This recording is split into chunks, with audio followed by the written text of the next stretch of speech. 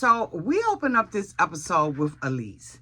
Elise approaches Robs and tells him that she has been lied to in her past relationships, and what Rob did to her yesterday really triggered her. It triggered something in her, but she apologizes to Rob for going off on him because it wasn't appropriate and she should have communicated with him better. Now, as we all remember, on the last episode of Hunt for Love, she screamed in Rob's face because Rob had rated not only her, but every other woman on the cast as a 3.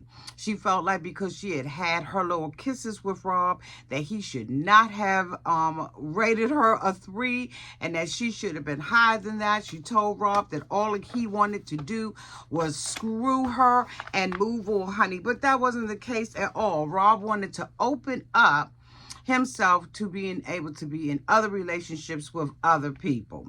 So Rob tells her that he appreciates that, and Courtney stirs the pot, of course, and saying that Rob should not have given her a 3. Now, I have noticed in this particular episode of Hunt for Love that, let me fix this, y'all, real quick. There we go. I've noticed in this season that our girl Courtney is really stirring the pot, and I am really starting not to like her. Y'all let me know downtown in the comment section how you all are feeling about it, but she is really starting to stir the pot. Elise says that she is super insecure because Courtney was saying, well, you know, you're so pretty, you got this hot bathing suit on, how can you think that, you know, how can you be insecure? Anybody can be insecure because insecurity starts on the inside and has absolutely nothing to do with the outside. But Courtney would not know that, okay? Because all she is, in my opinion, is blonde. Anyway, I digress. Let's keep going. So Elise says that she's super insecure and probably one of the most insecure girls you will ever meet in your life. Courtney tells her that she is beautiful, but, you know, Elise says that she's not feeling adequate. Courtney said that Elise does not have to have a filter, and plus she trauma dumps, and that's probably why Rob feels some kind of way about her. No, Rob felt locked in a relationship. She did trauma dump on Rob because she was saying, she even came back and told Rob that the reason why she act like that is because every other guy that she's been in a relationship with, she hasn't trusted. Rob tells her that he is sorry she feels like that, but he didn't mean anything bad about it. One thing he wants her to know is he had a genuine interest in her. Elise says that her fatal flaw is her insecurity and that she believes that every man, she can't trust them. And she puts up with this wild front on. She puts this wild front on, but she is also a genuine girl and super nervous about being let down.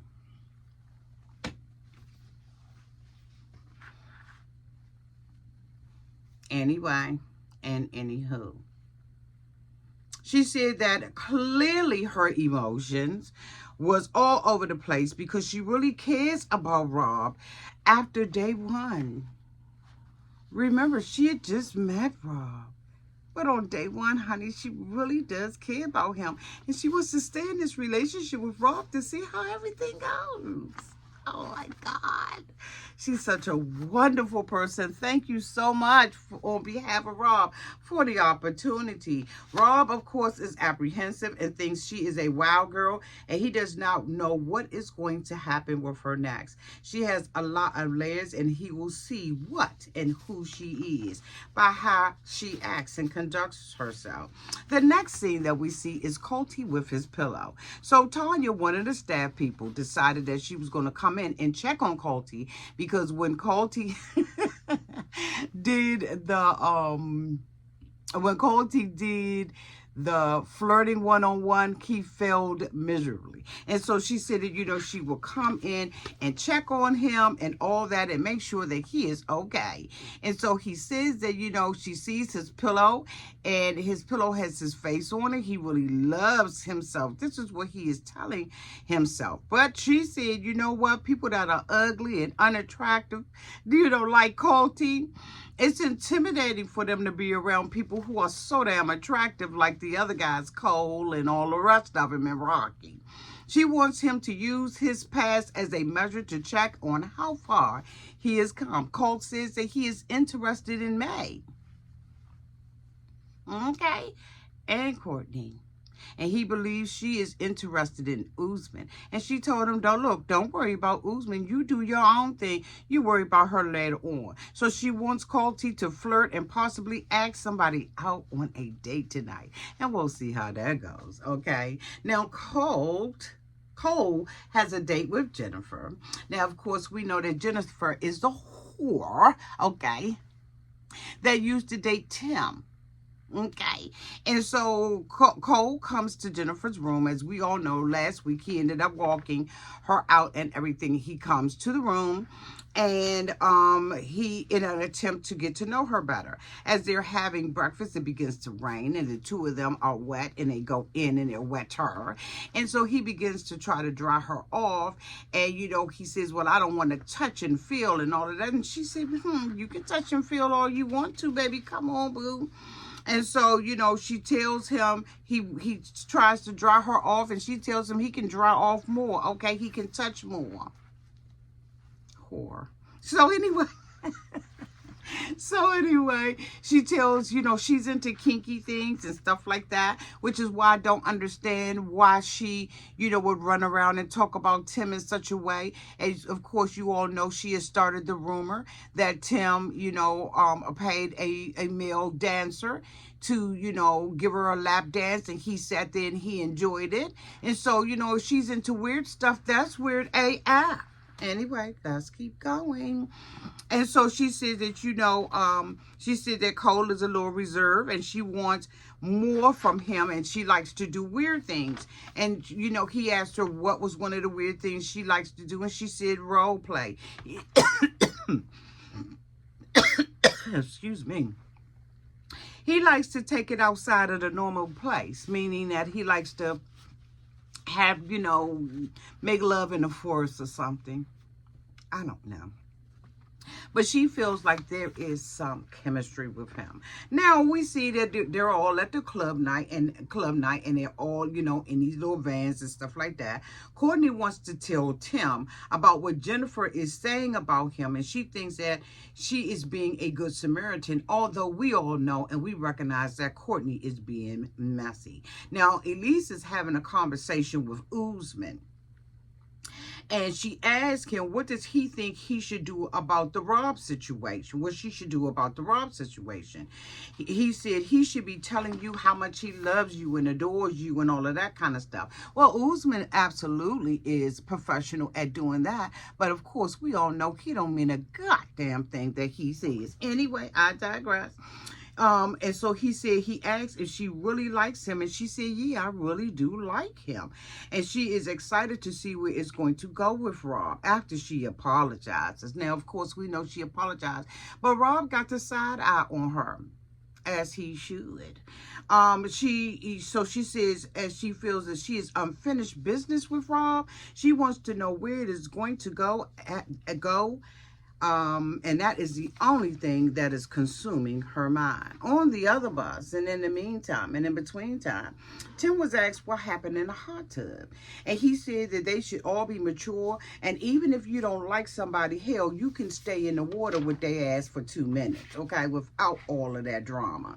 He indicated that he knew how he treated her in Colombia, like eating her mother's ants. He said that he was eating the ants downtown at the mother's house, and the stuff was squirting all up in his face, but he did that for her. Tim is distracted, okay, that Jen is there, and it's weird that he seems closed down because he does not drink, he doesn't smoke, and neither does he dance. People think he is a former alcoholic, but he does not drink because it makes him sick on his tum-tum. But he is going to keep on chugging along. Now back into the other van, Chantel thanks Joe from Fort Lauderdale, Florida, for sitting beside her, and he says it's not a bad view. She giggles, of course, with those big old boobs. Honey, when did Chantel boobs get so big? She looks like she is bigger than Winter used to be. But anyway, I digress, and we're going to continue to move on, bitch, okay? I had to take notes. Okay. Joe says that Chantel is a drop-dead gorgeous woman and that they are getting to know each other more intimately than previously. He is looking forward to getting to know her deeply. Courtney brings up the masquerade party again because she just cannot let stuff go. And she thought that Joe was tall and she wants Chantel to measure him.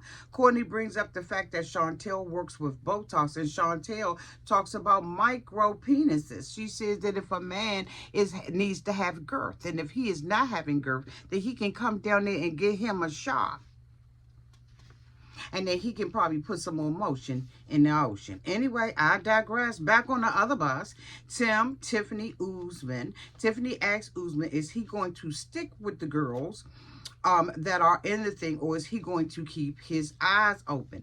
Usman said that he is only interested in Courtney. Tim says he is an honest dude, but he is not buying the story with Courtney. Tiffany says that she thinks something happened between the two of them. What do y'all think downtown in the comment section? Okay. Usman says that he is into her and that he will punch any man in the face if they even think about coming near her. Tim asks, so are you going to punch someone in the face if they try to talk to Tiffany tonight? To Chantel tonight? Usman says yes. Cole says that Usman is like that little dog when you go over to a girl's house and you trying to get some and it keeps on barking and won't let you be with the girl. That's Usman, he says. And you can say how much you like a girl. Write a song, bitch, or two to a random girl. He says that even though his sight is on May, he still has eyes for Courtney, and he wished to hell that Usman would smack him. Okay, anyway, or punch him in his face. Because he said he may be awkward as hell, but he can fight. Colty might have to just put that on display. Anyway, Tim says that Usman is assertive, but it comes off aggressive because of their culture differences. I wonder what he's saying. What is Tim really trying to say? Anyway, Cole says he does not feel like his intentions are pure, and if he wants to punch him because of Courtney, let him try. He got something for him. He's going to drop kick his ass. Okay?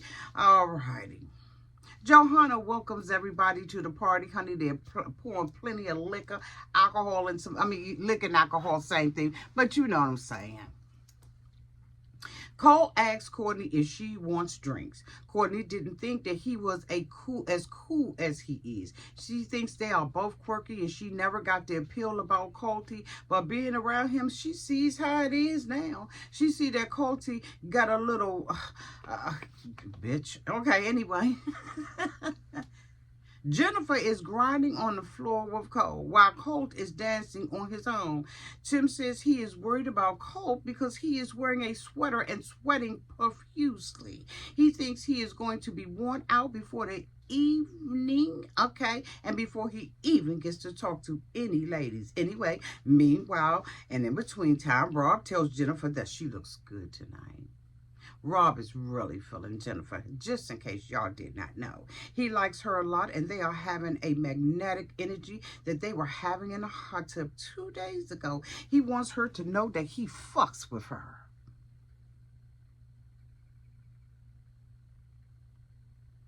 He likes her, and he is interested in her. He asks how it ended, and she says that she went in on him because he gave her only 3. Okay, this is Elise. You know, she asked Rob about Elise, and this is what she said, right? Rob tells Jennifer that he thought they had a romantic connection, though.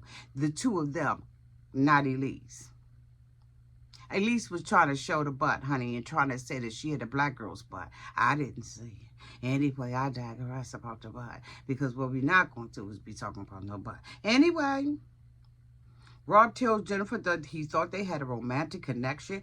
She likes Rob down to earth energy, but he gives bad boy energy. And so does Jen, who is trying to fake and act like she's some debutante queen. Girl, bye. Rob tells her that she has a sweet energy, but she tells him that sometimes she can be sharp too. She can be a bitch and a monster, Rob.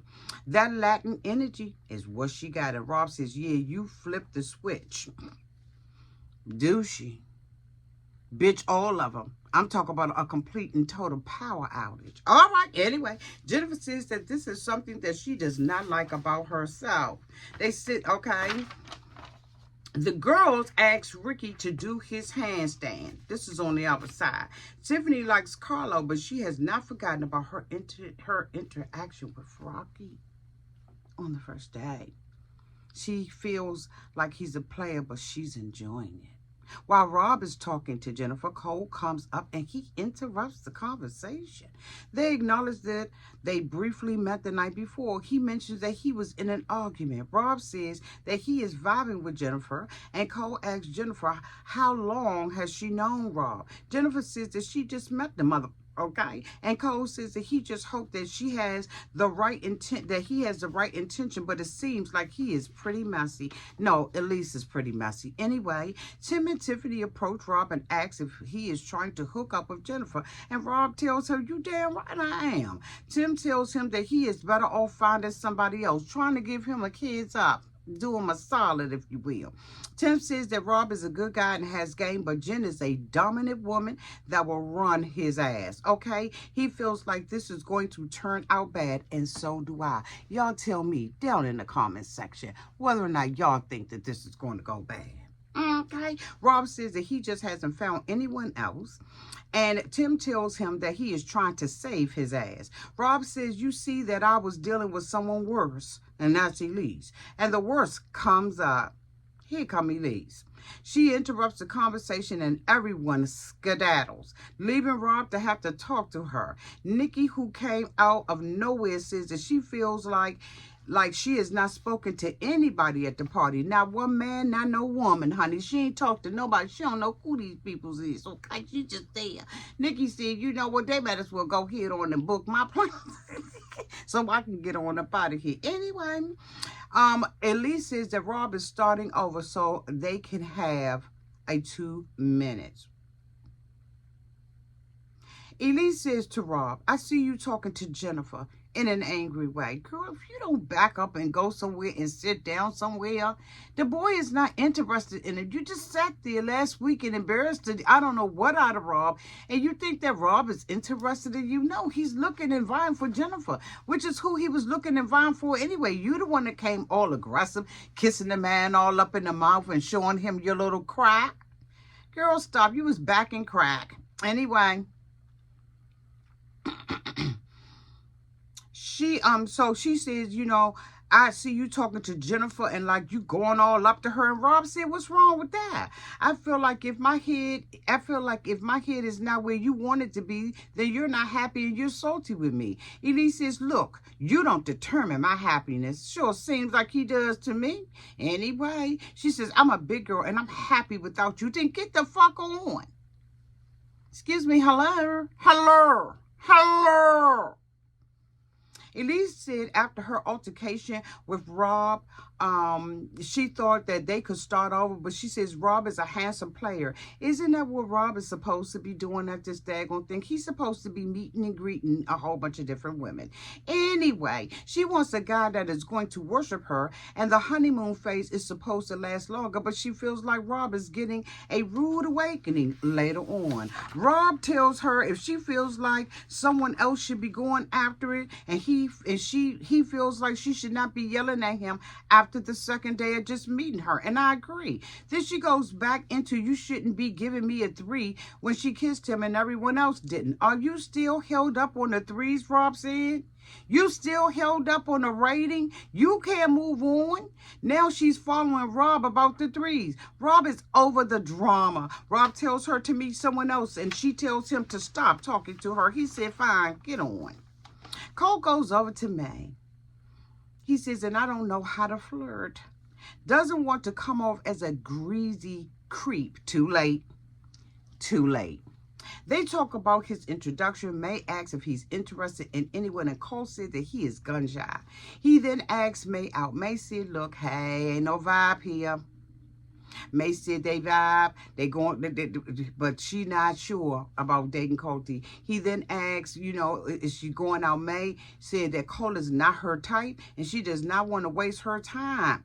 She usually dates guys who are goal-oriented, healthy, and fit, but she can play video games with Colty, if that's what if he's into. Cole says he appreciates her honesty. He said that she didn't even give him a chance to ask her out on a date before she blew him off. Now he feels low about himself. So then Cole goes over to Courtney and she feels bad for him after she saw him getting rejected by Mag. She don't know that she the next one on the list. Anyway, Tiffany is with the weird guy Rocky. I think Rocky's very weird. He likes her and she seems like she has depth and their souls seem to have known each other.